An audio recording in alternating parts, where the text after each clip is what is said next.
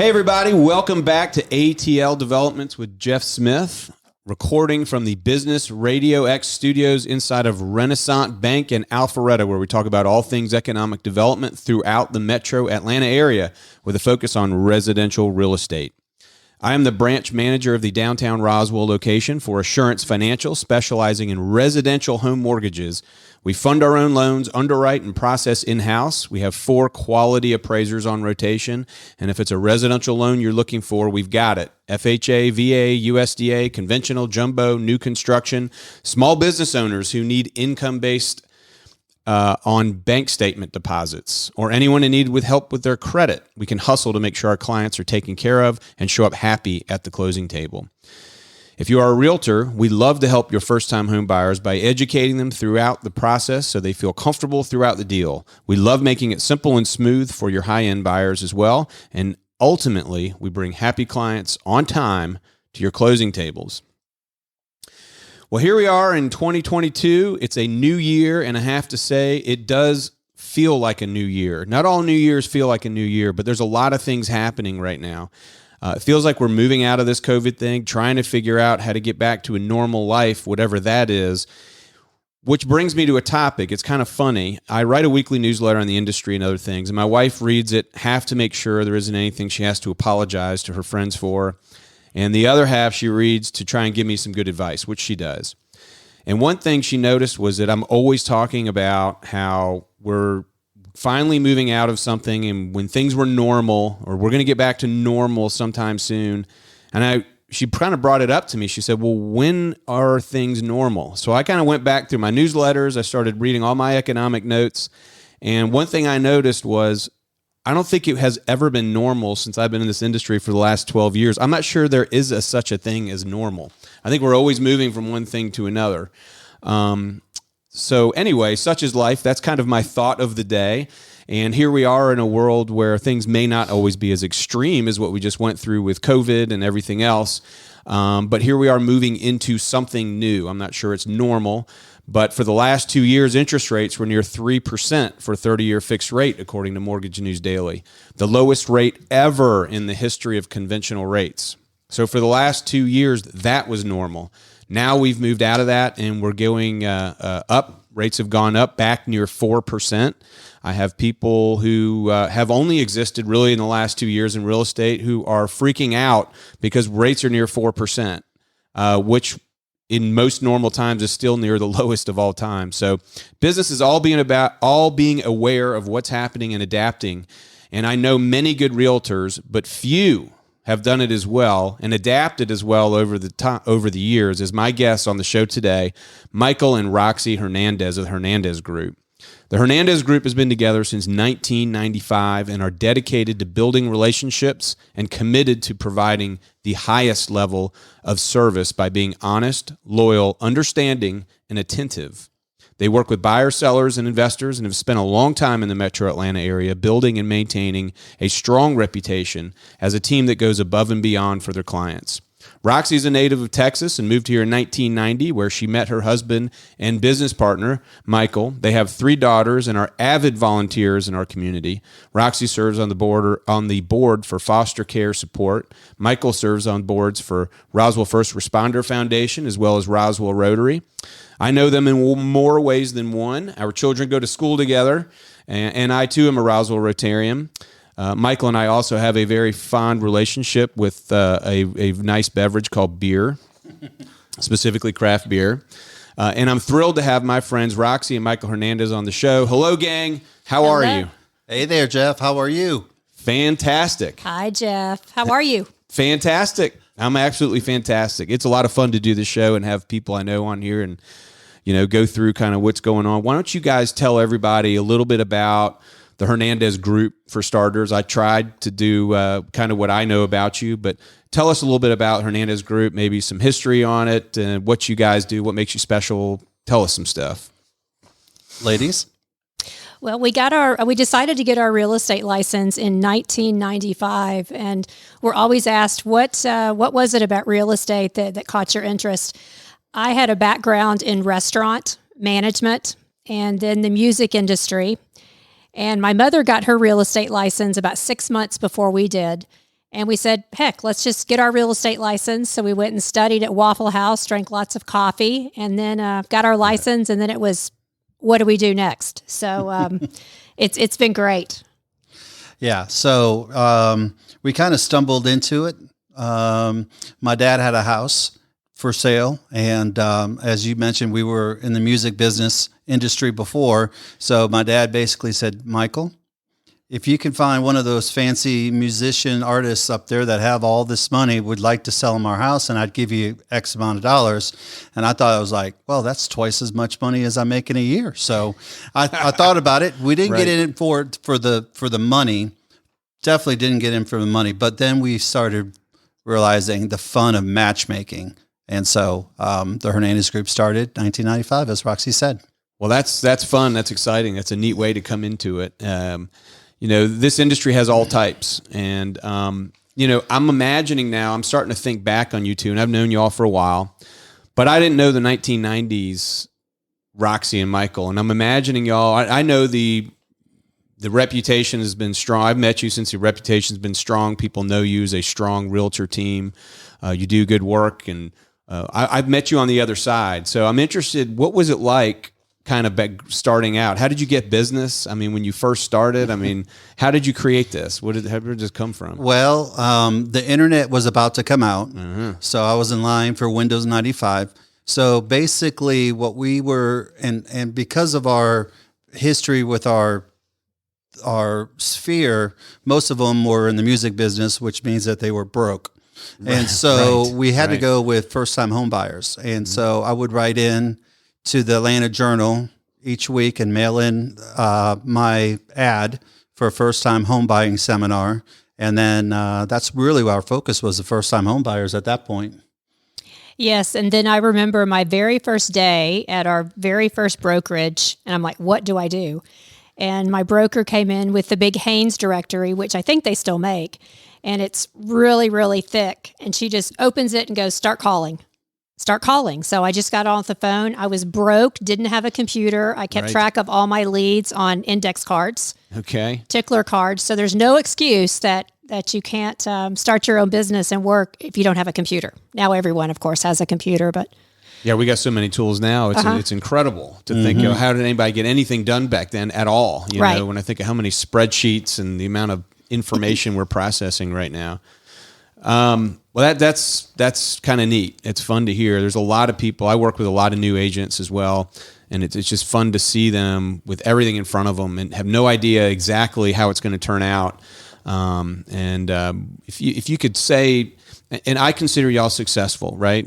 Compared to most realtors, y'all are very successful realtors. You've done a great job, great reputation.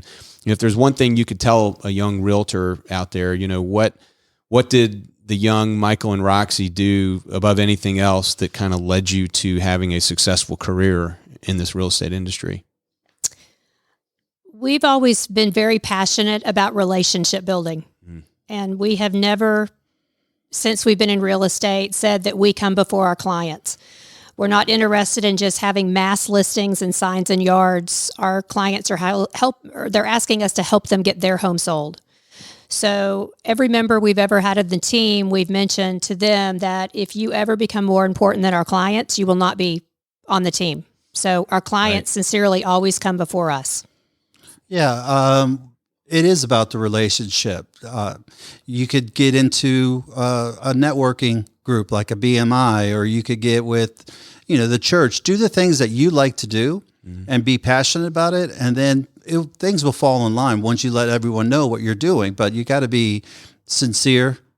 People can see through that if you're looking desperate and just saying me. Right. But you just listen. You really do listen and try to let everyone know that you can help them in multiple ways in the real estate industry. Enjoy helping people. It's not about the numbers. It's not about Correct. It's about making somebody happy and continuing that relationship, which Absolutely. is right. Great business model. If you can help somebody and send them out into the world and they're so happy that maybe you'll get more business. It's just a great way to do it.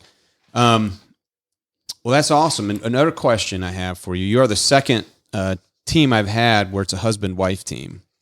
So me and Brenda tried before. I had a construction company years and years and years ago, and we had a very, very, very short stint of her doing the accounting for the business. So I'm always amazed, and we're great, right? We get along great, but that part wasn't, we couldn't quite figure out, and certainly didn't take the time and effort to make that work. But y'all have, and so what is that like, having your wife and husband, your spouse, as a business partner? How have you? I'm sure it hasn't always been easy. I'm sure it has taken some work. I'm sure you've learned some things along the way. Tell us a little bit about what it's like working with your spouse. It's always been so easy. yes. She's smirking. Yes. So I think we both have things that we like to do, and we have things that we're not good at. And so one of my fortes is I'm the one who likes going out there and meeting people and setting the stage for us to be able to help them, negotiating the contracts. One of our clients had said I was a lovable pit bull when it came to negotiating. But Michael, we kind of stay in our own lanes. It was very difficult for many years because we caught ourselves going to bed at night talking about what happened that day in work and business. And I think finally Michael said one day, we've got to stop doing this. Right. And since then we haven't, but I think it's been fairly easy. Yeah, we've, I guess the first thing we made sure is who's the rainmaker, and that's Roxie. Okay. So once we figured that, I mean, that was obvious. I actually didn't have to figure that out. But after that, it was really just working around her and seeing what she wanted, and then I would do it and then just get out of her way. And like Roxie said, stay in their own lane. Yeah, there's times where we butt heads, but at the end of the day, we know that was business. Right. And then we do our very best to take it away. During COVID, where home office is our, it's living room to dining room. So, but we've really just, like Roxie said, strengths and weaknesses, and she knows things that I just cannot stand doing, and she'll do them, and then vice versa. Oh, that's fantastic. I also know, as any parent knows, any parent with active children knows, any parent who is active in their children's active lives knows, that must have been a little bit of a game changer as well. Once all of a sudden children arrived in the world, how did that? I imagine it's easy to take your business home when you don't have children, but maybe when they're there, how did that interfere with things? Well, first of all, I will say we are not perfect. Yeah, because there is a lot of work going on, and talk about items of the day. Yeah. But we did, for a time being, try to keep it from 6 to 8 without talking any kind of work. We'll let our voicemail pick up and let the kids, that's our time with the family during that time. And then they're doing homework too. So they were raised in it. I mean, they heard mom, we're driving to the beach, and they're hearing us talk on the phone or talking to each other and recapping. So, but at the same time, they got the benefit of our success. They were able to go on some nice trips. Right. And so they understand, that we work, and that shows, I won't brag about my kids, but they're in college. So they're working multiple jobs. So as they're in college. Right. And so one of them is actually working at a call center for Cutco knives, and she is killing it, crushing it. And that's because it's all scripts, and that's what Roxie has been doing. And so subconsciously she has picked up that. So that's a long-winded answer. No, it's a great answer. And it's the common theme that I've noticed is just consciously setting parameters and consciously making time commitments, and just being conscious and aware of that you are talking business, and when you are and when you're not, and setting parameters and understanding each other and your roles. There's some married couples, in some ways you could see where being a business partner almost strengthens your relationship. You get to know your spouse maybe a little bit more. And I'm not a marriage counselor. I'm getting a little deep there, but it's just I'm just thinking myself through it. I'm thinking, here you go, talk. It's interesting. So let's talk about real estate, right? So the industry, I don't have to, everybody says wild, crazy, whatever. It's what it is. Mm-hmm. And Atlanta has just been very I want to say slowly, but I guess it's been quickly over the last 12 years. It's just become more and more and more of a seller's market. And to this point right now, I don't know if y'all know Frank Norton, right? Mm-hmm. But I remember he does his annual speeches. And I remember about 6 years ago, he did one where he said, "Hey, realtors, what are you going to do when inventory hits zero?" Everybody thought he was joking. Yeah. Well, we ain't far from it, you know? So the market's kind of changed. If you could just give a high level, let our folks know kind of what's going on, in the real estate market right now. What are you seeing? Well, definitely a shortage of inventory, like we all know. Showing up to show a house, you see the same agents for the first 2 hours. We're all following each other, showing the same properties. Open houses of 50 to 60 people. Buyers feeling very uncomfortable with their decisions. We're seeing a large rate of terminations, of buyers just not having time to actually grasp and think about the property. What I've been seeing is about 1,000 listings a week coming on the market in the greater Atlanta metro area. Very, very low inventory, less than a month. How would you compare that maybe to, and again, I don't want to use the word normal, but maybe 5-6 years ago? Well, one example I can give you is a neighborhood in Roswell where it was not uncommon to see 30 homes on the market in one neighborhood. Wow. It's a 2,000 plus household neighborhood. And now, as of this morning, there was 3. Wow. Right. So very limited inventory. 1 out of 3 sales in the last quarter of last year were bought by investors. So we're seeing a lot of cash offers from folks moving and relocating from California, Nevada, New York, New Jersey. So it's very challenging right now. Geoff, and you can shed some light on this, but I read an article that 11% of buyers' down payments are from cryptocurrency. Have you seen that? I have. I'm trying to think of one that I've had over the last 2 years, and I did have one, and it was painful just in the terms of paperwork and tracing everything, because these cryptocurrency, if you're out there, we have to source where all these funds come from, and a lot of these crypto banks don't have like monthly statements. Like I don't get the crypto thing. I have friends that invest heavily in it. It freaks me out. It's based on somebody came up with it, and like they don't even provide bank statements. I mean, you talk about trust. There's, after somebody who survived 2008, I'm just happy to have. Anyway, I agree. You hit a nerve on the crypto thing. Okay, yeah. but this market, we are very low. Less, 1.2 months of inventory. As you know, healthy market is six months of inventory. Right. It has been a seller's market going. We kind of thought maybe a bubble was, we were near a transition per se, in 2017, 2018. And then all of a sudden the feds were pushed up the rate a little bit. And then all of a sudden the pandemic came and it just dropped us down. And so it's been 2 years. Can you imagine? It's been 2 years since we've been through this, the COVID situation. So, the normal. Yeah. Your new normal, there's not a normal. I mean, as we all saw back in the early 90s or mid 90s, leading up to IPO. Right. The IPOs were hot, now you got the SPACs that are hot. Everyone wanted to go into tech, and then everyone wants to go into crypto. And so something's going to give here. And I don't know, I don't have a crystal ball, but there's a lot of similarities, a lot of people making a lot of money on these quick ins and outs of the stock market that we just got to hold our own. Yep. And, it's if one thing I learned in 2008, it's to pay attention to what's going on around you and just react as quickly as you can. Because I was a little slow in 2008 with the construction industry that I was in at the time, and I won't make that mistake again. But yeah, it's hard to tell exactly where we're headed in this economy.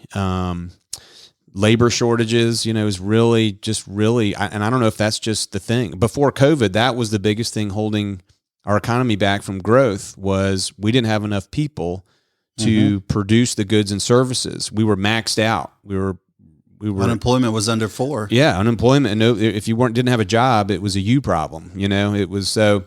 Now here we are after COVID. It's not like we just found a whole bunch of new employees. So it'll be interesting to see, what life is like. I mean, it's always changing, and we just have to get used to that. And nobody really knows what's coming. The old days are gone, So, but on the second home thing, one thing that you said, bring it back. directly in the real estate market here. One thing that's interesting, so Fannie Mae and Freddie Mac, who help control interest rates, have just recently said they're trying to stop this second home and investor purchase. They're trying to help increase the supply. So by doing that, they're about to make it more expensive for somebody to buy a second home. Mm-hmm. So they're adding, almost a 0.5 percentage point to rate, whereas second home rates were usually pretty close to where your primary house was, and then your investment property rates were usually about 3/8 to 0.5 point higher. Now second homes are going to be about the same. So, but maybe y'all noticed, have y'all come across, y'all do a lot of listings, I know. Do you come across most of the investment properties that I've seen being purchased up, and usually these are a little bit of the lower income type stuff, but it's usually these big companies. So I don't know how much that's really going to slow things down, but hedge fund companies are coming in and they're buying in masses. And so we're talking thousands of properties at a time. They're just sending out offers, blind offers, getting them, gathering them, buying them, and then packaging them off, kind of like we saw back in 2008 with the bonds. But back in 2008, a lot of investors were money abroad was coming in, buying and scooping up all the foreclosure. So there's a lot of properties out there that investors own, outside investors, institutional investors. So there are some from 2 to 9 houses a small investor has. They make up the second largest of the investors outside of the institution. So we're seeing a lot of investors, as Roxie said, 1 out of 3 are investors. Wow. But second homes, we are seeing a lot of people doing second homes, and then they're turning around and Airbnb them. Right. Roxie and I just did a kiddie condo. So we bought a place in Athens.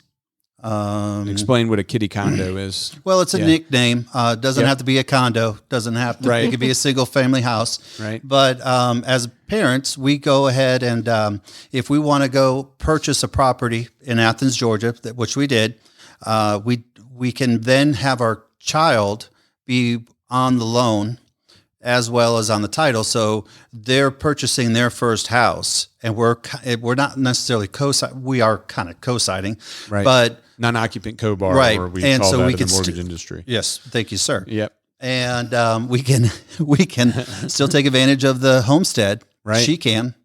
Right. Because it is her primary residence while she's in college. As long as she wants to stay there. Right. Right. And she could get in. But that's typically why people are starting out, because they're in college. Mm-hmm. You're going to pay rent anyway. You might as well own a house and get equity. Okay. Right. Or right out of college. And instead of paying these crazy rental rates, which if we hit that topic, but the rental rates are high. So if you could get in and find something for your child, right? Or doesn't have to be a child. It could be a niece or an outside family member that's blood related. But anyways, you can get in there, and then at that point, they can take off. And if they want to go buy another house, you could use that now as a rental property. And you got into the property with 5 to 10% down. Right. And a good interest rate. And a great interest rate. Right. Absolutely. And then you can start charging those high rental rate. Rental rates. That's right. Which you said we can get into that topic. So, I mean, do you guys work with, how many do you work with first time home buyer? I know you do. Mm-hmm. Yes.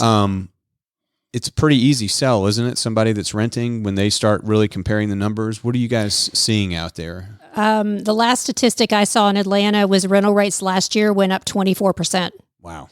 And I'm seeing landlords, it was pretty customary, a 3 to 5% increase when the lease is up, but I'm seeing some that are even excess of up to 10%.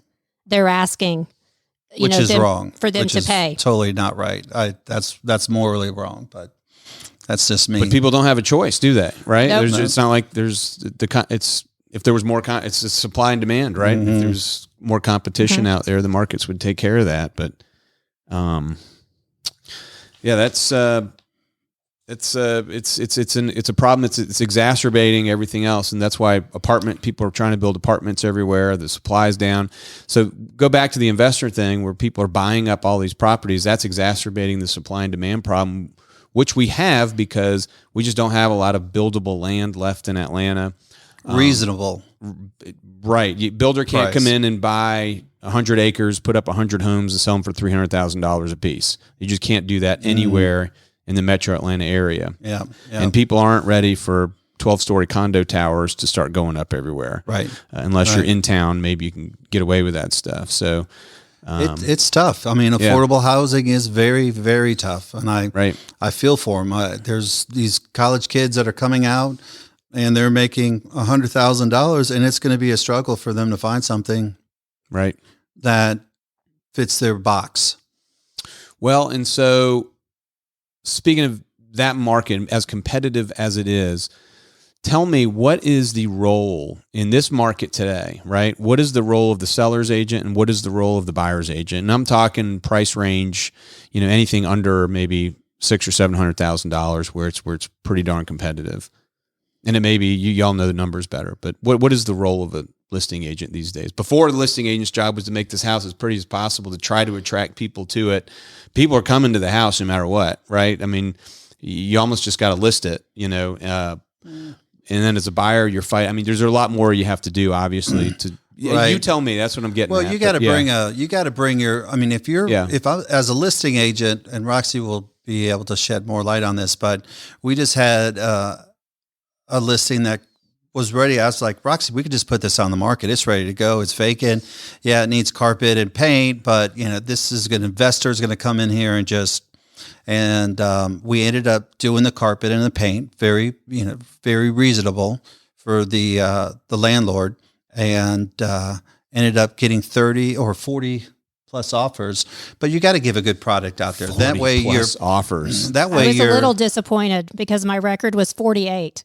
Oh my gosh! So I was trying to beat that, but as far as an agent representing a seller, it's very challenging for some realtors right now because they're not used to having all of these different offers that we have to present to the sellers and analyzing them. And I know, as being a listing agent, sometimes it's amazing to me. I'll get an offer in, and I never have even heard from the buyer's agent. So if you're a buyer's agent now working with a buyer, you have to stay in the face of the listing agent in a nice, cordial, courteous way about why your buyer deserves this house over another buyer. So communication is key, and negotiating strategies. It's like a job resume, and you got a stack of papers. I mean, I don't even know how you sort through 40 to 48 offers, and you have to sort through every one because you are required to present these offers to your client in an intelligent way. Yes. Right. So what makes a strong offer? What kind of things are you looking for? Is it just purchase price? Are there other things involved? What kind of makes a strong offer? I've had sellers before that have accepted an offer that was not the strongest in price, but they liked some of the other terms, maybe being able to stay in the house after closing because they didn't have a house to go to. Maybe they met the buyer at the house when they were there showing and struck up a conversation. Less contingencies. So we're seeing a lot of offers that don't have any financing contingencies. They don't have appraisal contingencies.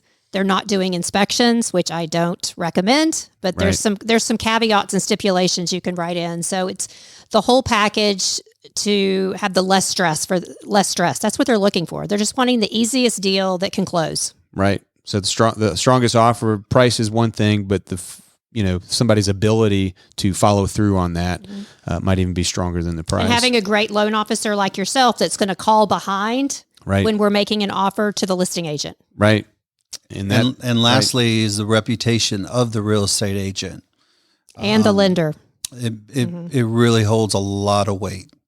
And that, and I'm glad you brought that up because with this market, I'm really not competing with a whole bunch of lenders out there because there are listing agents that just aren't taking offers from banks that are known to not be able to close on time. So, I'm glad you said that. And, every time we have a buyer, I work with a lot of buyer's agents. We're always calling the listing agent, and I have agents that are telling me they're including me on the offer as part of the team, making us very transparent, having me call the agent and sell, because it is like a job resume. We're trying to figure out, what does this listing agent want? What's going to get this deal?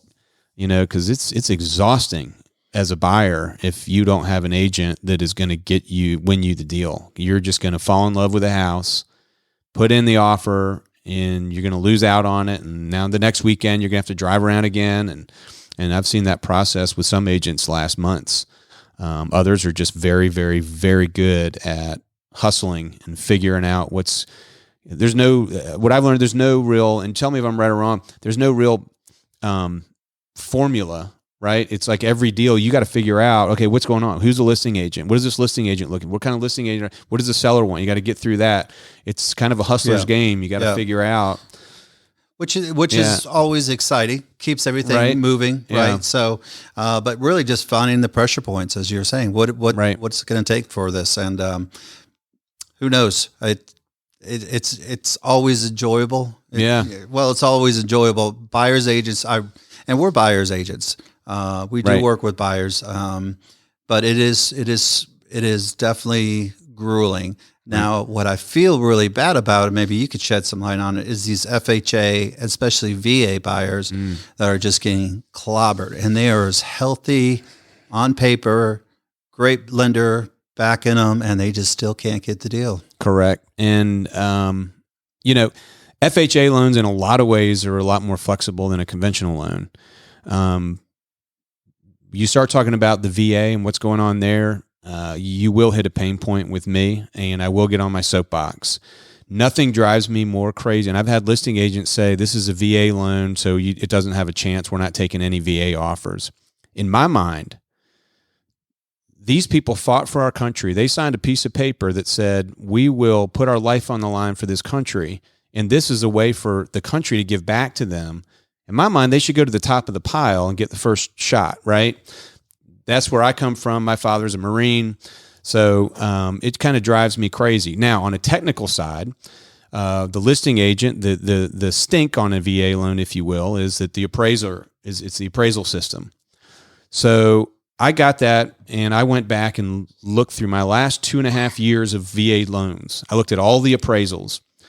So people always complain that the appraisal is going to take forever. My VA appraisers were taking 1 day longer than my conventional and FHA appraisers, only 1 day.